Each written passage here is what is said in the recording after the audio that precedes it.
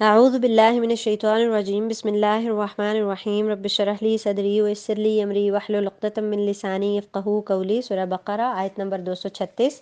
لا جناح، نہیں گناہ، علیکم تم پر، ان طلقتم النساء، اگر تم طلاق دو عورتوں کو، معلم جو نہیں، تمسوہن مس کیا تم نے ان کو، ہاتھ لگایا ان کو، او تفرضوا یا مقرر کیا، فرض کیا، لہن ان کے لیے، فریضۃ مہر،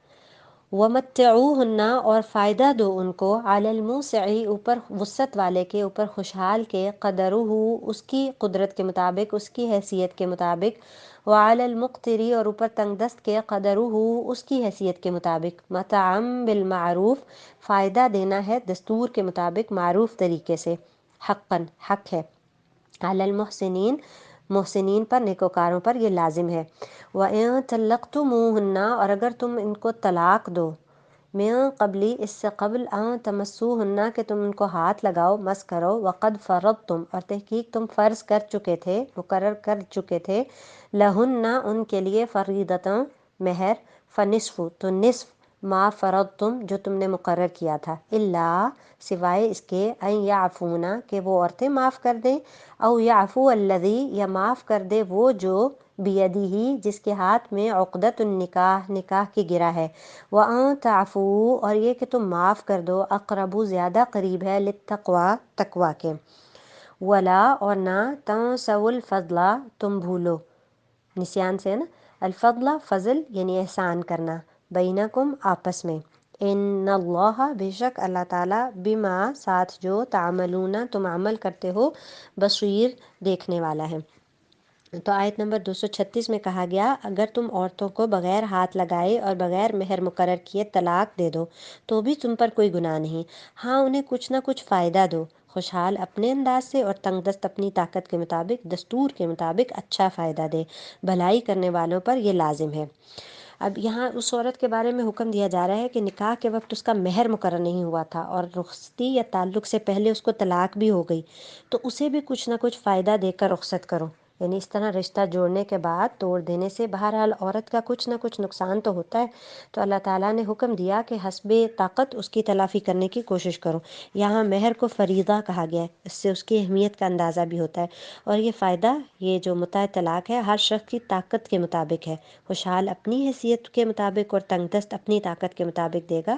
لیکن محسنین کے لیے یہ ضروری ہے۔ بعض نے اس متع کے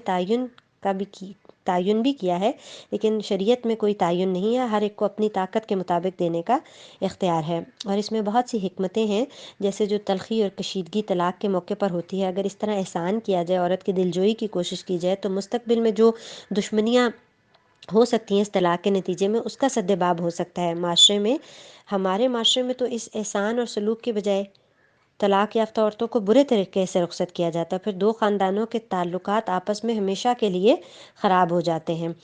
تو یہاں کہا گیا کہ اگر تم عورتوں کو اس سے پہلے طلاق دے دو کہ تم نے انہیں ہاتھ لگایا ہو اور تم نے ان کا مہر بھی مقرر کر دیا ہو، تو مقررہ مہر کا آدھا مہر دے دو۔ یہ اور بات ہے کہ وہ خود معاف کر دیں یا وہ شخص معاف کر دے جس کے ہاتھ میں نکاح کی گرہ ہے، تمہارا معاف کر دینا تقویٰ کے بہت نزدیک ہے، اور آپس کی فضیلت اور بزرگی کو فراموش نہ کرو، یقیناً اللہ تعالیٰ تمہارے اعمال کو دیکھ رہا ہے۔ اب یہ دوسری صورت ہے کہ اس میں کہا گیا کہ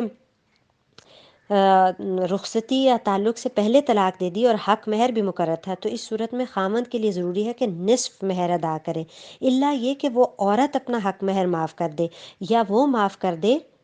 جس کے ہاتھ میں نکاح کی گرہ ہے، اس سے مراد خامند ہے، یعنی یا تو وہ عورت اپنا حق مہر معاف کر دے، اور یا یہ خامند اپنا حق معاف کر کے پورا مہر ادا کر دے نصف کے بجائے۔ تو کہا آپس میں فضل اور احسان کو نہ بھولو، اور طلاق یہ حق مہر میں بھی اسی فضل اور احسان کو اختیار کرنے کی ترغیب دی گئی ہے، یعنی انسانی تعلقات کی بہتری اور خوشگواری کے لیے لوگوں کا آپس میں فیاضانہ برتاؤ کرنا بہت زیادہ ضروری ہے۔ تو یہاں ان چیزوں کو عورت کا حق قرار دیا گیا جو محسن مرد کے ذمہ ہے، طلاق کی بات ہو رہی ہے اور ساتھ ہی تقوی اور احسان کی بات ہو رہی ہے، جبکہ ہمارے معاشرے میں ایسا نہیں ہوتا۔ تو یہاں جو طلاق یافتہ عورتوں کی چار قسمیں ہمیں سمجھ آتی ہیں کہ ایک یہ جن کا حق مہر بھی مقرر ہے اور خامند نے تعلق بھی قائم کیا تو ان کو پورا حق مہر دیا جائے گا، دوسرا یہ کہ حق مہر بھی مقرر نہیں اور تعلق بھی نہیں، ان کو صرف متع طلاق دیا جائے گا، تیسرا یہ کہ حق مہر مقرر ہے لیکن تعلق نہیں تھا تو ان کو نصف مہر دینا ہوگا، یعنی رخصتی نہیں ہوئی تھی، اور چوتھا یہ کہ تعلق تھا لیکن حق مہر مقرر نہیں تھا، تو پھر ان کے لیے مہر مثل، یعنی مہر مثل کا مطلب ہے کہ اس عورت کی قوم میں جو رواج ہے یا جیسی اس جیسی عورت کے لیے بالعموم جتنا مہر مقرر کیا جاتا ہے وہ پھر دیا جائے گا۔